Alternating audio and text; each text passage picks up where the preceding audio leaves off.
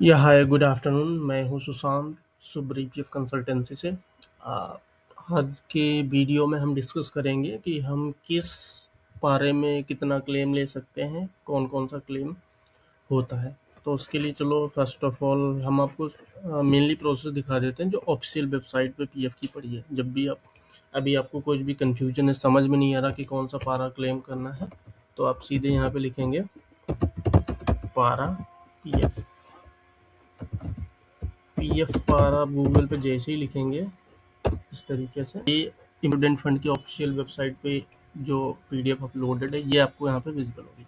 Those are from the south India and not able to understand in Hindi, just ping me over the WhatsApp. I will definitely guide you.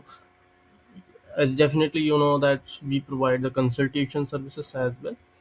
तो इस तरीके का अभी जो new procedure आया ATM से निकलना या न्यू पारे में कितना क्लेम ले सकते हैं वो अभी तक इम्प्लीमेंटेड नहीं हुआ है। जब तक के लिए वो इम्प्लीमेंट नहीं हो तक हम सभी को इसी पारे के इन्हीं पीडीएफ के थ्रू गवर्न होंगे। जितने भी पारा क्लेम होंगे पहले जिस तरीके से चलता था अभी वैसे ही चल रहा है। कोई भी अभी तक अपडेट नहीं आया, न्यू अपडेट नहीं है।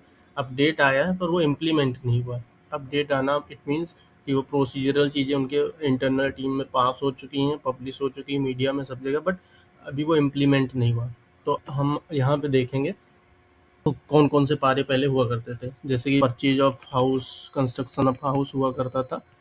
ये इसमें पहले कितना टाइम होता था, कितना पैसे ले सकते थे। तो जैसा कि यहाँ पे लिखा है कि purchase of site 24 month wages wages आपका DA purchase of house flat और 36 मंथ वेजेस। जो मोस्टली इसमें चलता था आपका 36 मंथ की जो वेजेस होती थी वो विड्रॉल होता था, मैक्सिमम यही होता था। सबसे लेसर आपकी एम्प्लॉय सैलरी आती थी और इसके लिए आप लाइफ टाइम में एक अप्लाई कर पाते थे। इसके अलग अलग पारा होते थे। कंस्ट्रक्शन ऑफ हाउस होता था, परचेज होता था, डोइलिंग होता था, डोइलिंग हाउस होता, फ्लैट ऑनरशिप होता था।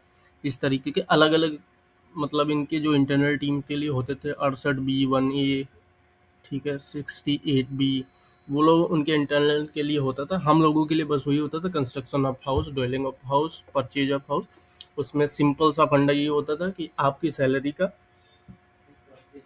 एटलीस्ट 36 मंथ तक होता था और 5 ईयर की सर्विसेज होनी चाहिए थी, तो एटलीस्ट तभी आप उस पारा को क्लेम कर सकते थे और वन टाइम में ही वो क्लेम होता था। वन टाइम में ही वो क्लेम होता था। उसके अलावा अगर आप इलनेस में जाते थे तो इलनेस में आपको अपनी बेसिक पे का 30 बेसिक पे का आपका 2 टाइम्स 6 टाइम्स आपको विड्रॉल मिलता था। वहाँ पर भी आप एजेंसी के थ्रू क्लेम करा सकते थे, खुद से क्लेम कर सकते थे। इस तरीके से मेजर यही चलता था। आप ये जो पारा होता था डिस्चार्ज ऑफ डिसमिसल मेंबर, ये कंसीडर होता था ग्रांट ऑफ एडवांसेस। इसी सेकंड पारा में ही कंसीडर होता था। 68B में जो स्पेशल प्रोसीजर होते थे इसमें भी आपको अगर आप वन बाय वन चेक करेंगे तो यहाँ पे पारा का इंटरनल डिटेल होती थी, कितने टाइम ले सकते हैं वो लिखा होता था। One and more employ share and with employ share with interest. आप एम्प्लॉयर शेयर के लिए सिर्फ दो ही पारा होते हैं, एक तो कंस्ट्रक्शन ऑफ हाउस होता है और दूसरा वो जब आप जॉब लेफ्ट कर चुके होते हैं। उसके अलावा जितने भी ये पारा दे रखे हैं सब में एक लिमिट एज होनी चाहिए, एक टेन्योर सर्विस एज होती है, प्लस उसके बाद में ये एम्प्लॉई शेयर तो आपको हर केस में ही मिल जाता था maximum. Employer share with interest in case of establishment closure for 6 month and employ continue to be employed without compensation. ये एक स्पेशल प्रोविजन है जिसमें आपको up to 100% employer share with interest मिल जाता था। वो आपको वन टाइम में ही मिलता था, वो मेंबर जो भी क्लेम करता था।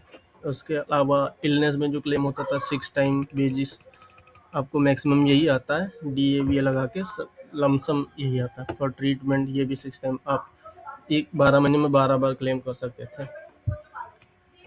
ये मैरिज के लिए इसमें आपको 50% 7 साल सर्विस होनी ही चाहिए और आप 3 बार ले सकते हैं लाइफ टाइम में इसको। और 50% ही एम्प्लॉय शेयर का 50% ही मिलता है इसमें आपका। फॉर एग्जांपल आपका सर्विस 7 साल है और आपने सारे पारा में अवेल करे तो आपको इलनेस में एडिशन में 50-50% आप ले सकते हैं। 50% का मतलब आप 5 लाख है तो 2.5 लाख रुपए आपको मिल जाएगा आपकी बेसिक वेजेस के अकॉर्डिंग। यही पा रहे हैं और अभी तक यही चल रहा है और अभी तक न्यू प्रोसीजर इम्प्लीमेंट नहीं हुआ। इन केस आपको कोई अभी वैसे आया नहीं है, जैसे आएगा मैं नया वीडियो बना अपलोड कर दूंगा और आप उसके थ्रू चेक कर पाएंगे। अभी के लिए जब तक इम्प्लीमेंट नहीं होता कोई ऑफिशियल पोर्टफोलियो अपलोड अपलोड नहीं होता ईपीएफओ की वेबसाइट पे, तब तक के लिए यही प्रोसीजर होगा। मेनली दो ही पा रहे हैं, एक इलनेस, एक कंस्ट्रक्शन ऑफ हाउस। इलनेस तो सभी कोई क्लेम कर रहे हैं क्योंकि उसमें अभी कोई लाइक 6 मंथ, 3 मंथ, 1 महीने का भी निकल जाता है। पर न्यू रूल्स हैं, उनमें कुछ चेंजेस होने वाले हैं। जब तक कोई चेंजेस नहीं होते आप सब लोग इसका बेनिफिट उठा सकते हैं। कंस्ट्रक्शन ऑफ हाउस में सिंपल है, आपकी सर्विस 60 मंथ, 60 महीने होनी चाहिए। Otherwise you can not eligible to withdraw the employer share and the only para is there to claim the employer share. Other than that एक वो स्पेशल प्रोविजन है जहाँ पे कंटिन्यूअस एम्प्लॉयमेंट होता है, उसमें आप 100% तक ले सकते हैं, बट वो रेयर केसेस में ही होता है। आप अगर आपका कंटिन्यूअस एम्प्लॉयमेंट है तो आप रिजाइन डेट के लिए रिजाइन डेट लगा के फुली फाइनल कर सकते हैं। इस तरीके की वीडियो के लिए आप प्लीज़ आप हमारा सपोर्ट कीजिए, हमारे चैनल को सब्सक्राइब एंड लाइक भी कीजिए सो दैट मैं आपको नई इस तरीके की अपडेट देता रहूँ जिससे प्रॉपर जानकारी मिलती रहे। और साथ ही साथ प्लीज़ सब्सक्राइब माई चैनल। अगर आपको कोई पर्सनल गाइडेंस चाहिए, आपका कोई क्लेम रिजेक्ट हो रहा है ईपीएस वेजेस की वजह से, ईसीआर रिवाइज नहीं हुआ, आपका ट्रांसफ़र नहीं हो रहा, any kind of rejection such issue, you can ping me and you can contact us by visiting our WhatsApp number और by email। उसके अलावा और भी social platform like LinkedIn, Twitter जो भी आप चलाते हैं उसके थ्रू भी आप हमें कांटेक्ट और कंसल्ट कर सकते हैं। आज की वीडियो में इतना ही। Thank you so much, have a good day. Please अपना ख्याल रखें, बाय।